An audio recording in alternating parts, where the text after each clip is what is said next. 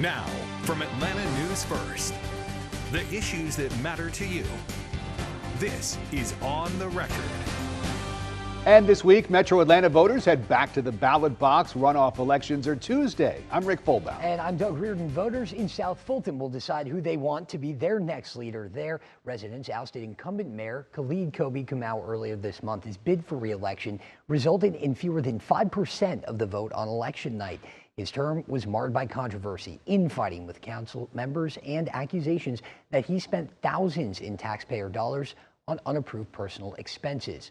So now, two candidates are fighting to take the reins of the young city, including District 2 Councilwoman Carmelita Gums and Dr. Mark Baker, who served on the city council as one of its founding members before stepping away to run for Congress. Baker told me he wants to restore residents' trust by bringing transparency to City Hall when I sat down with him on the record. And nobody wants to live in a place that is kind of marred by controversy, by bad spending habits. So when residents see that happening and lose trust in just the institution itself, how as mayor would you get their trust back? Well, we have to have full transparency. There's so many things that we've dropped the ball on as a municipality, but we can get back on track. I think that we could relaunch our potential by just restoring trust, right? So my plan is to get a 90-day review into all of the policies, procedures, and protocols that the city currently has through those departments, and make sure we provide that, streamline it with our employees and residents, provide that after the 90 days is up. Housing obviously is something that we like to ask any elected official about, because not just in Atlanta, not just in South Fulton, not just in Georgia, but across the country, there's a true crisis of not just affordability, but of supply as well. If you're elected mayor, I think that I don't know which one you view as a bigger issue, whether it's supply or affordability, but how do you fix them simultaneously? When it comes to housing, South Fulton has the largest amount of land out of any municipality in the state of Georgia. And it's like we have the opportunity to do smart development. We can do a third of affordable housing and mixed-use development. And I think that it will actually become a self-fulfilling prophecy. Tell me about kind of the process that you all went through to get a public safety infrastructure in place, and really more importantly, where do you want to see it go from here? I was the only person with law enforcement experience when the city started. We had an area, right, that didn't have a beat study since 1970. So that means the patrolmen still circled the same areas from 1970. And if you had a home in South Fulton prior to that time, the police didn't consider your area or your neighborhood. So I authorized a beat study before I left council, and now we're growing our police department. Is actually vastly growing to one of the larger police departments in the Metro Atlanta area. And I think that we have to restabilize that, because somehow we've lost track. We have great men and women who are sworn to serve and professional, and we don't have a chief. Our chief has actually been on leave since July with $18,000 a month salary. Like, that's a really, really great vacation that we need him to either come back from, or we need to hire someone else so we can go faster and further in growing our police departments to protect and ensure that our residents are safe and bring the economic development that we need. But what would your vision be for like an economic district in South Fulton that would allow people to come and get what they need without leaving their zip code? There are people right now looking at our proximity to the airport, our proximity to Union City with the rail, 285, 75. We are situated to succeed in an amazing fashion. There's people right now in the Starbucks in California watching the city of South Fulton. They see our proximity to the world's busiest airport, and they know that we're a gold mine. We just have to have the people in our immediate area, our people on our council, to end the dysfunction and actually be civilized and stabilized so that we can be primed for this business opportunity that's before us. I think it bears asking because we've talked so much about how even though South Fulton is such a young city, there's so much has happened, right? There's already quite a backstory there. Do you see Councilwoman Gumbs as part of that old guard as someone who may not be good for the city as they try to move forward from this? Respectfully, I would say so. I think that she's had a longer runway because she started her campaign all the way back at the beginning of the year. We got in the race in August, and we're here, as her contemporary in this race. And I think that now that we're here and people know we're here, I think we give a clear contrast in the leadership that they would get from a Dr. Mark Baker and the leadership with my counterpart. I also sat down with Baker's opponent in the race, current Councilwoman Carmelita Gumbs. She laid out her vision for the future of South Fulton when we spoke on the record. You're running to lead South Fulton. Where do you see South Fulton right now, and where would you like to see it perhaps at the end of your term? What I am seeing is that we have such opportunities here in this area, and we need to grow. For the past 8 years, we had, some challenges, but we're the second largest city in Fulton County, the fastest growing city probably in the region, and we want to make sure that we continue to highlight that. Do you think people are looking to restore trust in their government, and how do you do that when there has been all this going on over the course of the years? Well, I think it's more about transparency. I think it's more about communicating and truly letting the people know what's happening in our city. I think we need to give them that opportunity for them to really understand all of the things that are happening before it's played out on the news. I want to make sure that, residents are a part of the process. We're communicating, we're streamlining communication because a lot of people are getting information from different areas. Do you think that people will be able to separate what was considered maybe the old guard, the council members like yourself who have been on the council since the beginning, from the people who really do want to see the city change? Well, I think one of the things is that it's going to take the trust of the leader that that the city selects, and it's going to take some time. But if that leader is committed to making sure that they're open and transparent and moving the city forward, I think that we will get there. We're going to have some turnover on the council, making sure that we set the tone there, along with communication, being able to really understand their priorities as, council members and how to help them achieve their goals as well. Sitting down with the city manager and looking at where there are gaps, how we can help to really fill those gaps and how soon we can fill them. You mentioned filling gaps. Obviously, the glaring one is at the police department. Yes. Again, another instance that I think residents found very upsetting because public safety is a huge part of what people rely on their government for. Now, obviously, these allegations dealt with Chief Meadows, manipulating polygraphs, retaliating against officers. What are your plans? I think we need to make sure that we conclude the findings from the report that we have administered and being able to decide if we need to move forward. I'm looking forward to new leadership in our police department to really, galvanize our officers and really, again, reset the tone.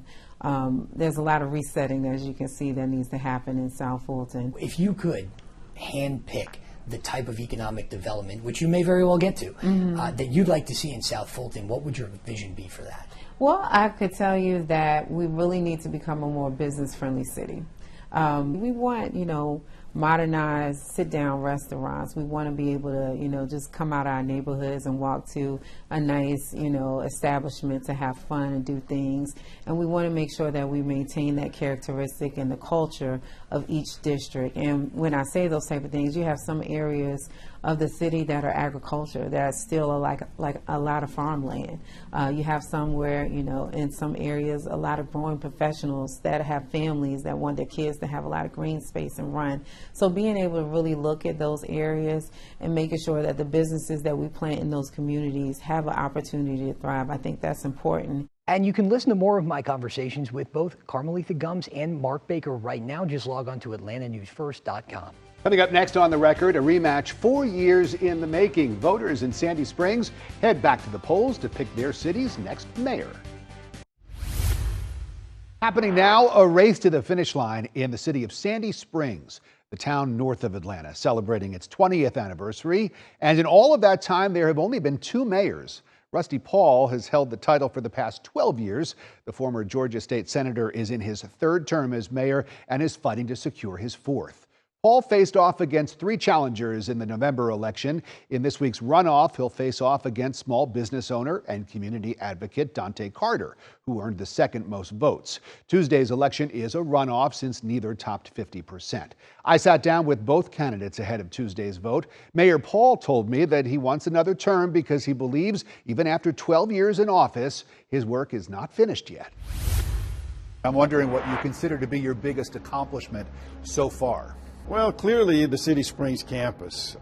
When I was first elected, I wanted to, I looked around and said, what do we need? And I was at a concert that we have down a couple blocks from where we're sitting right now. And I said, we need more of that in Sandy Springs. And we really put our shoulders to the wheel and got it done. It's the place where we build what I call the connective tissue of community. It's a young city. It is. You're the second mayor of Sandy Springs. I wanted to ask you what has frustrated you that you have not been able to accomplish. We've done a lot of work in planning for some redevelopment and refreshment of the north end, and there's some frustration that we haven't been able to do more. I'm as frustrated as the folks up there.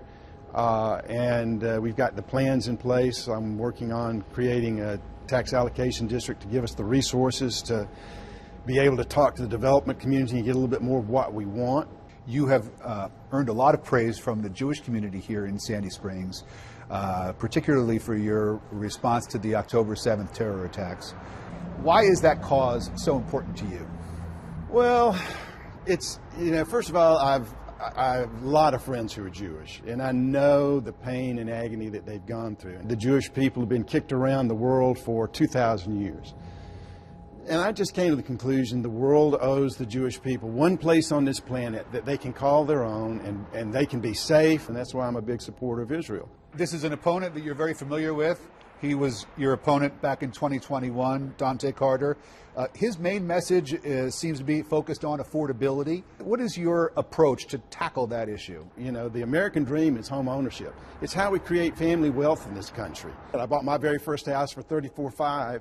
I've used the equity as it grew to buy new houses. We've educated our kids with that. We started a business with that. So, it's important that we get these young families on the ladder of the American dream, and we need to be able to do that here in Sandy Springs.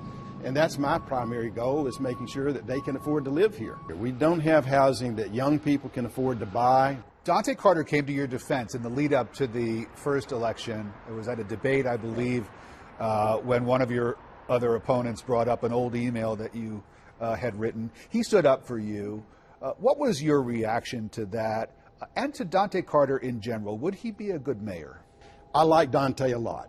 And I was very appreciative that he felt that the boundaries of political discourse had been violated, and he felt that he should stand up and say something. And I really appreciated that. I think Dante is a magnificent guy. I think the challenge he has in a community like Sandy Springs is he's a little far to the left, I think, for most of the folks in this community. I mean, we're a pretty purple city, but most of our Democrats are kind of center left. Most of our Republicans are center right. This is a city where kind of moderation going down the middle is where everybody feels pretty comfortable. And I think that his policies are a little bit outside the mainstream of the city. Dante Carter is making another run at City Hall, having failed 4 years ago. This time around, he is focusing his campaign around affordability, an issue resonating with voters across the country. Your main message, and correct me if I don't have this right, but is about affordability.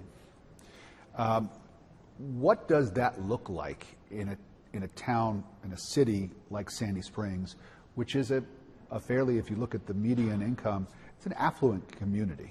It is, but the majority of this community is a working class community. And where this came from for me is my wife's a OBGYN at Northside who covers ER. And she and I had conversations where she was like, hey, my support staff can't afford to live in the city. And so I think whenever people feel robbed of the American dream, which is to own a home, we've got a problem. And I think the problem in this conversation when it comes to defining affordability is the table's too short, which is why Sandy Springs is seeing a decline in their population. We've already had a school close, and it closed due to low enrollment. You've talked about lowering the millage rate, and you've talked about providing free child care. How much would it cost Sandy Springs to offer that to its residents? So I believe when I looked at it, if let's say we decided we're going to do it for every child in the city, it's about $30 million. And so that was the number we looked at.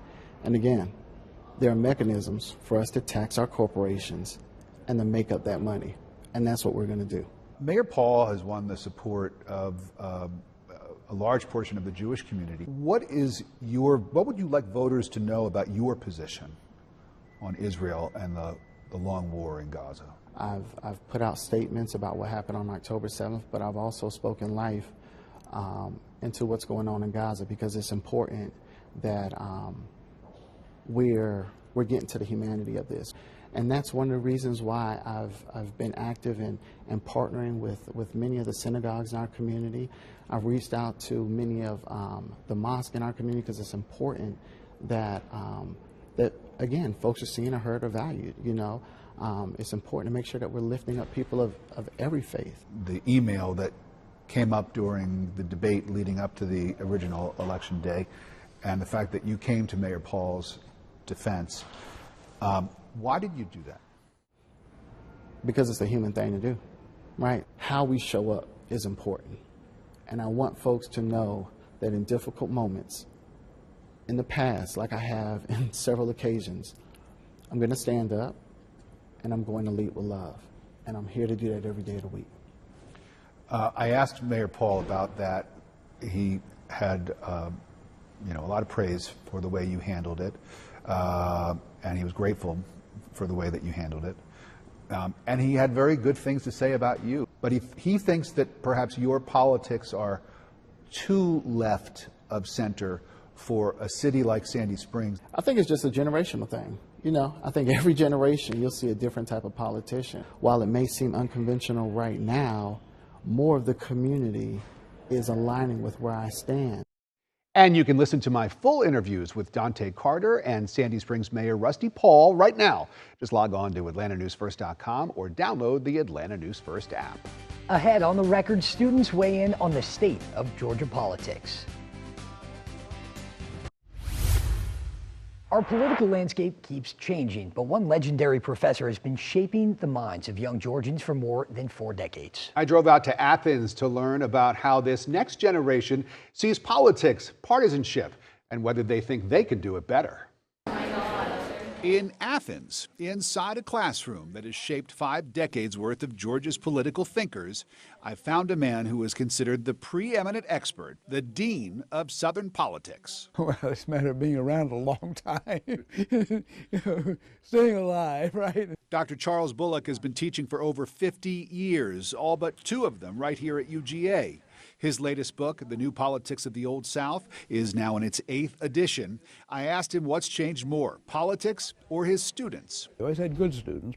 Now they're really incredible. Today's students are coming of age in a Georgia that's become one of the nation's most competitive political battlegrounds. We've got 2 Democratic senators but a Republican governor. It's obviously a very highly contested state now, and I think it's going to be incredibly competitive, and the Democrats are going to have a really good shot. This senior interned with Republican Georgia Congressman Andrew Clyde. She says it's sometimes difficult to separate the truth from all the noise competing for their attention. There's just been a lot of things blaring at them with the media and everything. I feel like it's very confusing for some people to kind of figure out what a story actually is, and I don't know, just understand where their values are. Speaking of the media, Professor Bullock allowed me to ask his students a few quick questions. Raise your hand if you see yourself staying in the state of Georgia after you graduate. About 2/3 of the class. Will they be better off financially than their parents? Very few hands. Are our politics too partisan? Every hand goes up. How many of you trust the news media to accurately tell you the political news of the day? Okay. All right, I have some work to do. I don't feel like I align with either party right now, so there's no specific candidate that I'm hoping wins. I'm just kind of seeing how everything plays out right now before I really make a decision on that, but I hope somebody more moderate regardless of the party. I think the generation above us is a little set in their ways right now. I have high hopes for us, though. And Professor Bullock, after half a century of watching Georgia politics and young people evolve, believes his students are ready. Knowing a whole lot about Southern politics may or may not help you with your career. But there are other things which I hope will go beyond that. If you have a right to vote, you have clout. Public officials will pay some attention to what you're doing. From a 50-year veteran of the classroom to his Gen Z students, one lesson rings clear. Georgia politics isn't done changing. And that's our show. Thanks for watching. We'll see you back here next Sunday.